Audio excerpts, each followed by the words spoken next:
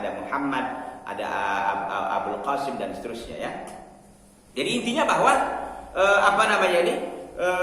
Nabi Isa pun telah memberitahu bahwa akan ada kedatangan Rasul terakhir yaitu Nabi Muhammad SAW.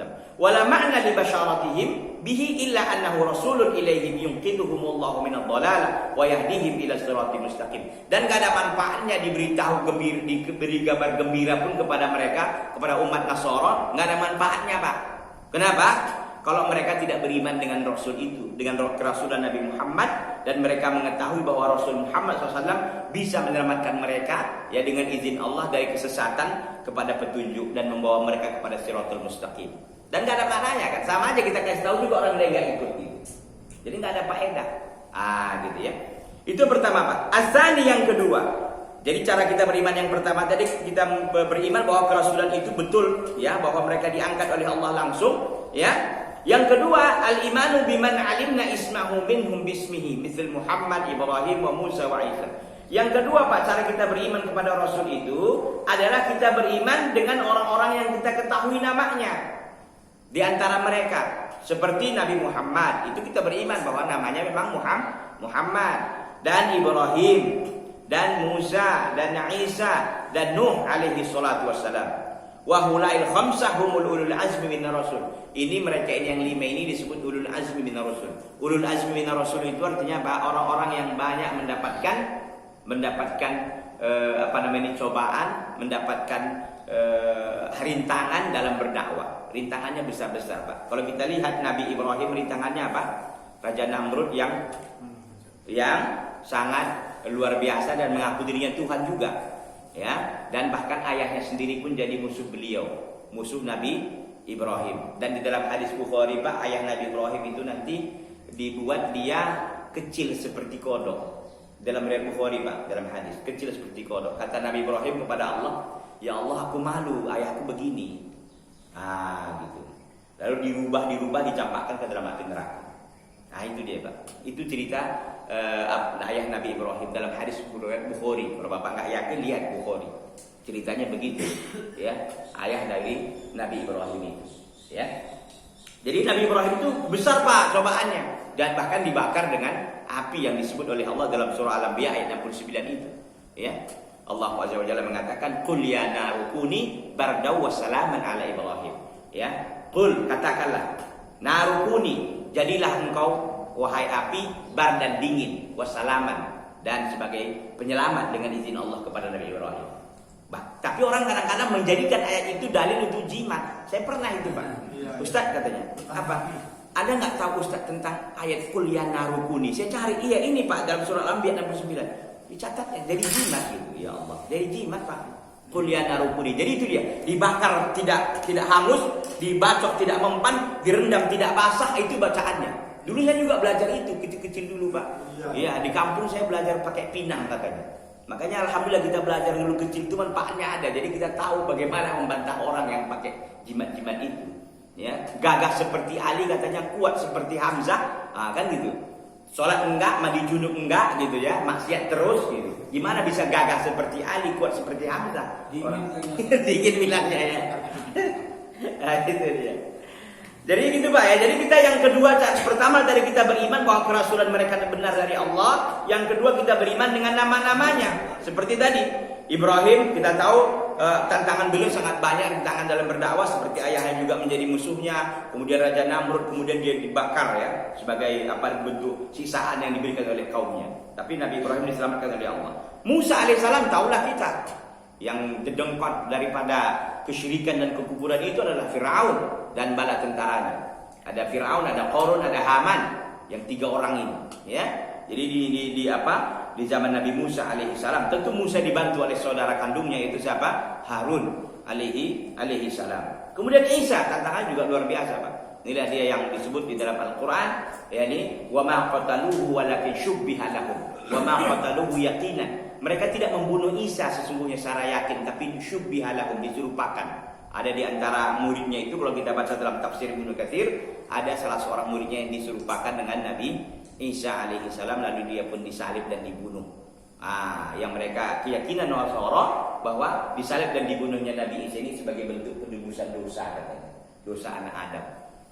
Maka dibantah oleh para ulama, masa dosa orang bisa diganti oleh dosa orang lain? Padahal dalam Al-Quran mengatakan wala taziru waziratun wizra ukhra. Enggak ada seorang itu menanggung dosa yang lain. Kalau dosa antum yang tanggung jawab. Kecuali saya punya andil terhadap dosa antum itu, umpamanya saya menyediakan tempat, saya menyediakan ini ya. Saya kena lah dari sisi itu.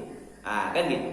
Tapi kalau secara pada hakikatnya masing-masing kita menanggung dosa sendiri. Masa pula Tuhan jadi tebusan kan? Itu dia. Jadi bantahan-bantahannya itu banyak ya. Kemudian Nuh alaihissalam, tahulah kita Nuh. Para ulama jelaskan Nuh ini Pak Abul Bashar As-Tsani, bapak manusia yang kedua. Kenapa? Karena pada waktu itu tenggelam ini dunia Pak. Hanya beliau yang ada bersama kaumnya yang ada di perahu itu, ya, yang Safinah itu. Di perahu yang ada waktu itu, ya. Kalau kita lihat penjelasan para ulama terkait dengan ayat-ayat yang menceritakan Nabi Nuh alaihissalam, yang beliau ini terombang-ambing di banjir yang besar waktu itu, ya. Para ulama mengatakan memang betul waktu itu dunia ini tenggelam semua Pak, kecuali orang yang ada di perahu Nabi Nuh alaihissalam. Dan Nuh ini katanya punya 3 anak. Saya kira Pak Ren punya sejarah itu. Jadi ada katanya yang dia ini anaknya di Asia, ada yang di Eropa, dan ada yang di Amerika gitu. 3 anak ini yang berkembang, termasuk di Afrika. Gitu. Ustaz Zainal Abidin punya kajian itu. Katanya orang Papua itu dulunya orang Afrika gitu, nenek moyangnya gitu kira-kira. Karena sama. Ya. Si Kan'an gitu ya. Ya, Kan'an berarti orang durhaka itu, Pak. Iya, betul. durhaka. Itu salah satu dari enggak juga, itu kalian apa saja ya. Enggak tahu kita, ya. Jadi begitu. Jadi Abul Bashar As-Tsani, bapak manusia yang kedua, Pak. Kalau Nabi Muhammad tahulah kita tantangan dakwah beliau luar biasa, sampai diusir dari kampungnya, Pak, dari kampung. Kalau bapak diusir dari kampung bapak, gimana bapak sedihnya? Gitu. Dari kampung lain, Ustaz. Dari kampung lain ya. Itu kalau yang punya modal, Pak. Kalau kita punya modal, dia hartanya di sini semua, gimana coba? Itu luar biasa perjuangan hijrah beliau sallallahu alaihi wasallam. Dan yang paling dulu Pak, bahkan dituduh istri beliau berselingkuh. Bayangkan. Bahkan dituduh lagi apa? Disuruh lagi oleh Allah menikah dengan istri anak angkatnya, Zaid bin Harithah, yang disebut di dalam Al-Quran, falamma qada Zaidun wa qara, ya. Manakala Zaid itu selesai daripada Zainab. Zainab itu adalah salah satu istri Nabi yang dulunya itu istri daripada Zaid bin Harithah. Itu kan anak angkat Nabi. Lalu Allah suruh menikahi dengan istri anak angkatnya sendiri. Dan itu luar biasa tantangan. Dan beliau sallallahu alaihi wasallam sangat kuat dan luar biasa diteguhkan oleh Allah untuk menjalani semua perintah-perintah Allah Subhanahu wa taala, ya. Wa haula al-khamsah hum ulul azmi minar rusul. Waqad dzakarahum Allah Ta'ala fi mawdha'aini min al-Qur'an fi surah Al-Ahzab, dan Allah Subhanahu wa taala telah menyebutkan tentang mereka ini ulul azmi ini dalam Al-Qur'an di 2 surat, Pak, ya. Fi mawdha'aini 2 tempat. Seperti di dalam satu surat yaitu surah Al-Ahzab, ya. Dalam surah Al-Ahzab Allah Subhanahu wa taala mengatakan wa id akhadna minan nabiyyina mitsaqahum wa minka wa min Nuhin wa Ibrahim wa Musa wa Isa ibn Maryam. Dan ingatlah ketika mengambil dari para nabi mitsaqahum, perjanjian yang kuat terhadap mereka, dan dari engkau, dari Nabi Muhammad, dan dari Nuh, dan dari Ibrahim, dan Musa, dan Isa ibnu Maryam. Selalu Pak dalam Al-Quran ini Allah kalau disebut Isa pasti ibnu Maryam. Jadi bukan anak Tuhan, anak Maryam. Jadi bukan ibnu Lilah, bukan anak Tuhan. Makanya salah satu hikmahnya selalu Allah SWT kalau nyebut Nabi Isa selalu dicantumkan dengan ibnu Maryam untuk menegaskan bahwa Isa itu anak Maryam, bukan anak Tuhan, gitu loh. Isa ibnu Maryam, bolak-balik dalam Al-Quran, ya. Taib, itu dalam surah Al-Ahzab ayat 7. Wa fi surah Asy-Syu'ara, dalam surah Asy-Syu'ara, Pak, fi qaulihi, ini menunjukkan bahwa mereka ini ulul azmi, Pak. Syara'a lakum minad dini ma wassa bihi Nuha walladzi auhayna ilaika wa wassayna bihi Ibrahim wa Musa wa Isa an aqimud dina wa la tatafarraqu fi. Syara'a lakum minad dini ma wassa bihi Nuha, ya. Dan Allah SWT telah mensyariatkan kepada kalian agama yang telah Allah wasiatkan agama tersebut kepada Nuh. Walladzi auhayna, dan apa yang telah kami wahyukan kepada engkau ya Muhammad. Jadi 1 Nuh, kemudian Nabi Muhammad, wa ma wasaina bihi Ibrahim, dan apa yang kami telah wasiatkan kepada Nabi Ibrahim. 3 wa Musa dan Musa wa Isa dan Isa. An aqimuddin. Apa wasiat Allah itu? An aqimuddin. Tegakkanlah oleh kalian agama, wala tatafarraqu fi. Janganlah kalian berpecah belah di dalamnya. Surah Syu'ara ayat 13. Jadi dua ayat ini, Pak, dua surat ini, surah Al-Ahzab ayat 7, Syu'ara ayat 13 ini menunjukkan bahwa memang mereka ini adalah ulul azmi daripada Rasul. Wa amma ma la na'lam ismahum fa minhum man nu'minu bihi ijmalan qala Allah ta'ala wa laqad arsalna rusulan min qablika minhum man qasasna 'alaika wa minhum man lam naqsus 'alaika. Surah Ghafir ayat 78. Dan adapun orang-orang yang tidak kita ketahui namanya di antara mereka para rasul, fa nu'minu bihi ijmalan, maka kita beriman secara global bahwa rasul Allah itu banyak, bukan hanya yang ini tadi, banyak. Tapi kita tahu namanya, iya, kita beriman global. Secara global kita tahu ada di sana rasul-rasul, walaupun kita tak tahu namanya. Secara global kita beriman, ya. Karena firman Allah, Pak, walaqad arsalna rusulan, dan sungguh kami telah utus para rasul min qablika, sebelum engkau hai Muhammad, minhum man qasasna 'alaika, di antara mereka ada orang yang kami ceritakan kepada engkau, dan di antara mereka yang belum kami ceritakan kepada engkau. Inilah dalil para ulama menunjukkan rasul itu banyak dari satu ini. Bukan hanya ayat ini, Pak. Di dalam hadis juga disebutkan banyak rasul tadi. Ya. Jadi ada rasul-rasul yang belum Allah ceritakan, dan ada rasul-rasul yang telah Allah ceritakan. Ini Al-Quran kan sudah selesai, 6.236 ayat. Ceritanya kan nggak ada. Yang ada yang udah kita ketahui semua kan. Yang nggak ada bagaimana? Berarti Allah belum ceritakan. Kita beriman dengan itu, bahwa di sana ternyata ada rasul-rasul yang belum Allah ceritakan kepada kita. Tapi kita beriman. Nah, gitu. Ini menunjukkan apa? Bahwa kata para ulama, kalau Allah belum ceritakan, menunjukkan bahwa artinya sudah terwakili dengan syariat atau kisah-kisah dengan rasul-rasul yang telah disebutkan. Mungkin barangkali bisa saja kisahnya sama, atau keadaannya waktu hampir sama gitu. Dan ingat, Pak, sebelum Nabi Muhammad itu rasul itu bisa double dalam satu tempat. Seperti umpamanya Ibrahim dan anaknya Ismail, kedua-duanya rasul. Dan kemenakannya yaitu Lut. Itu kemenaannya, Pak, Lut itu. Yang Nabi Lut, kaum Lut, tahulah kita bagaimana kan? Gitu.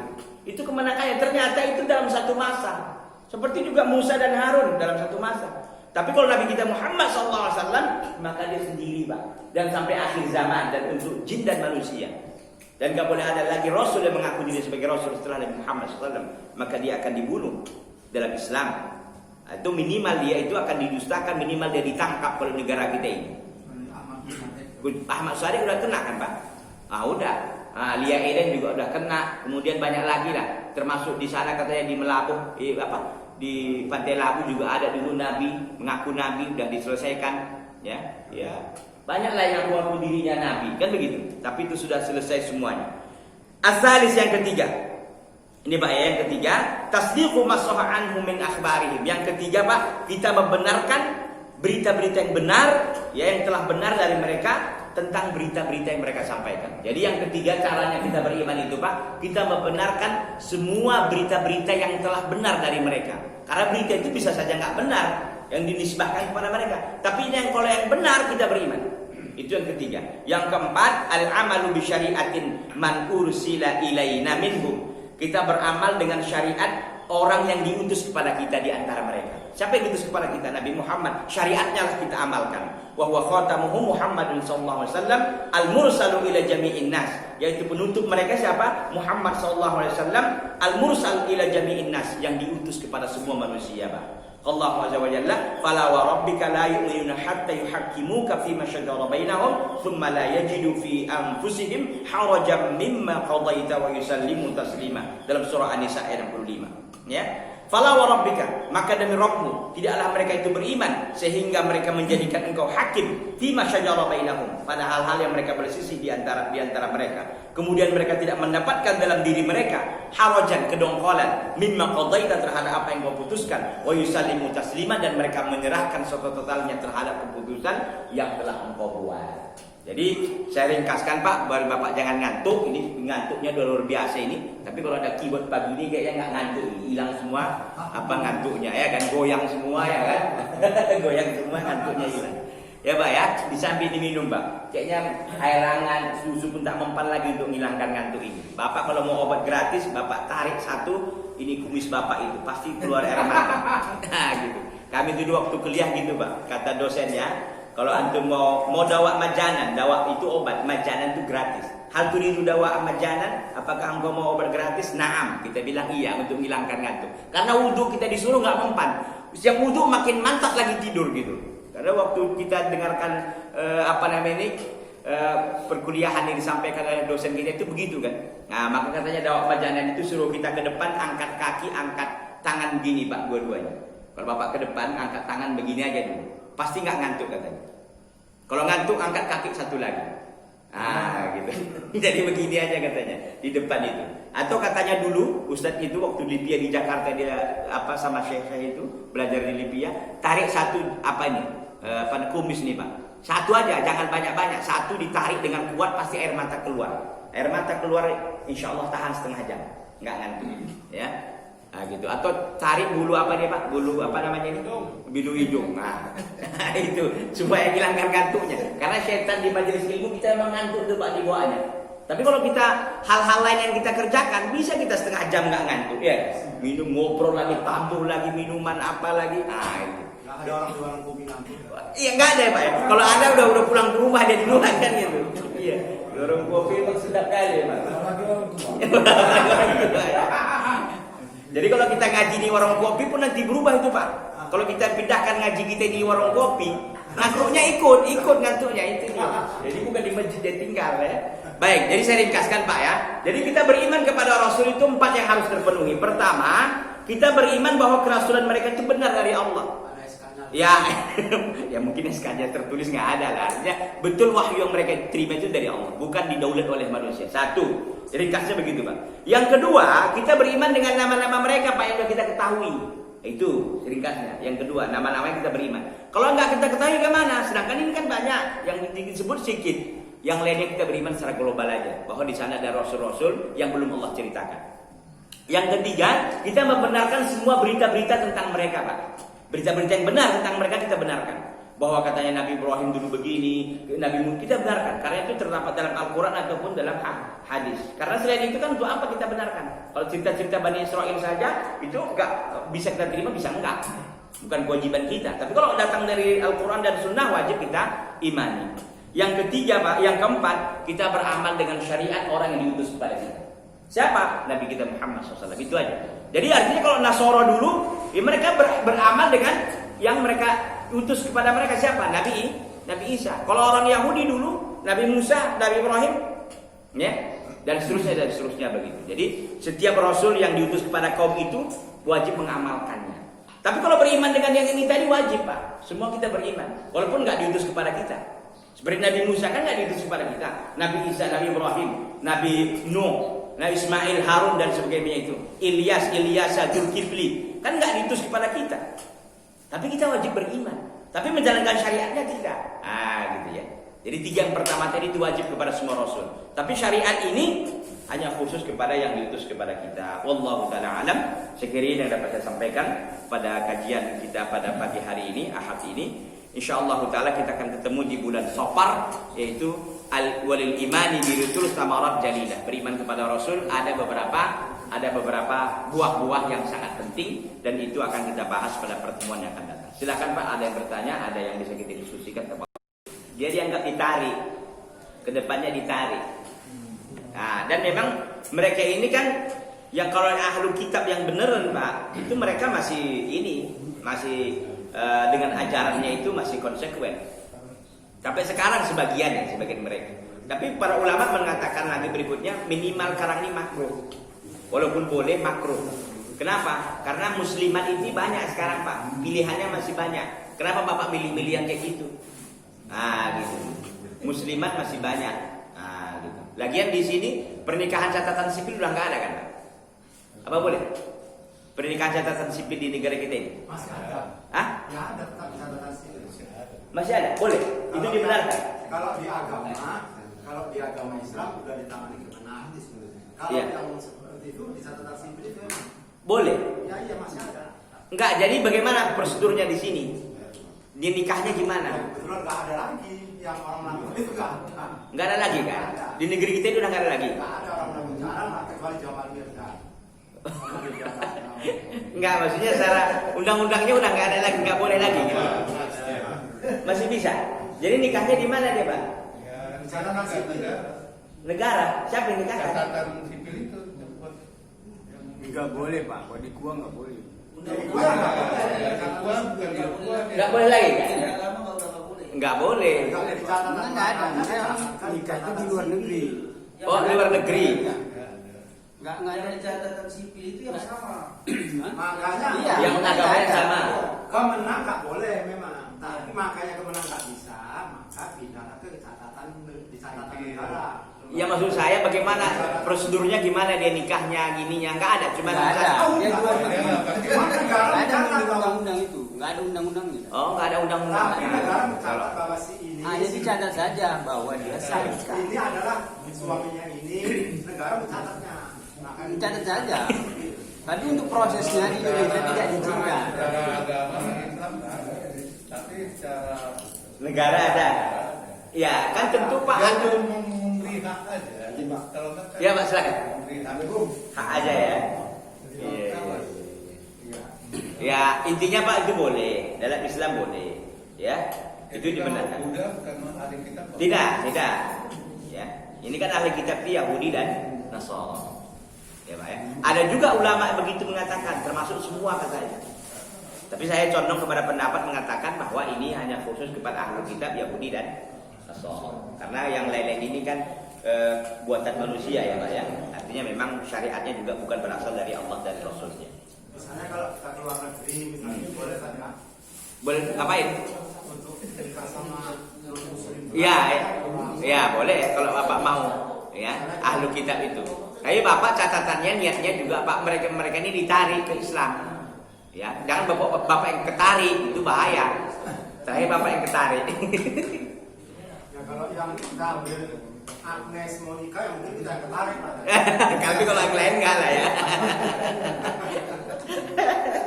Tadi saya menyampaikan di antara 115.000 antara 13 sampai 115.000 jumlah kasus.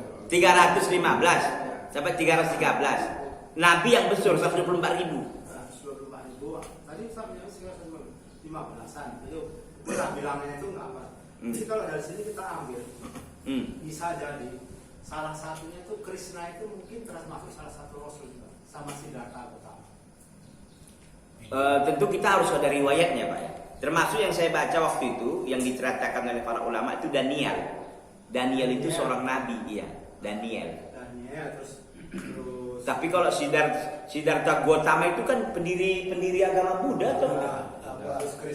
terus Krishna gitu. Tapi kan untuk rasul itu kan untuk menyembah ke apa? Maksudnya dari 115 atau 200 tadi 300. 315 atau 313. Kan sampai nggak disebutkan namanya, rawinya itu nggak apa gitu. Iya. Tapi mungkin itu salah satunya, kayak salah satu si Joshua, si Daniel dan itu. Begini Pak, kalau dia ceritanya tidak dari Al-Quran dan Hadis, kalau hanya Israiliyat itu berita-berita yang disampaikan seperti ini, maka kita tawakuf. Tawakuf itu artinya tidak membenarkan, tidak menyalahkan. Ya udah, biarkan aja. Gitu. Tapi kalau datang dari Al-Quran dan Sunnah wajib kita imani. Atau orang-orang yang berilmu itu Ustaz, Yang mana? yang rasul, misalnya Archimedes, Newton, ahli-ahli pengetahuan itu masuk rasul. Oh, kayaknya nggak ada riwayat seperti itu Pak. Bahkan mereka kan dikenalnya kan dengan temuan-temuan ini ya kan, Iya. dengan temuan-temuan lampu umpamanya atau apa gitu. Kayaknya enggak lah Pak, enggak ke situ lah gitu. Dia nggak masuk. Iya, karena dia ini Rasul ini Pak kalau dilihat sejarahnya juga agamanya kuat, ibadahnya kuat dan ada memang sisi dakwahnya. Kalau mereka apa di sisi dakwahnya? Ada tauhidnya juga. Mereka tidak manusia juga kan. gimana? Mengundang umat juga. Iya, tapi maksudnya apakah bertauhidnya kepada Allah atau tidak? Nah, itu dia. Ini Rasul yang disebutkan itu memang dia bertauhid kepada Allah, nggak menyembah kepada selain Allah dia. Gitu. Jadi intinya begitu Pak ya. Baik, kalau memang tidak ada lagi, diskusi kita ini kita tutup. Insyaallah taala kita akan ketemu pada pekan bulan yang akan datang. Hada wa sallallahu wasallam wa baraka ala nabiyina Muhammadin wa ala alihi washabbihi wasallam. Subhanakallahumma bihamdika asyhadu an la ilaha illa anta astaghfiruka wa atubu ilaika. Wassalamualaikum warahmatullahi wabarakatuh.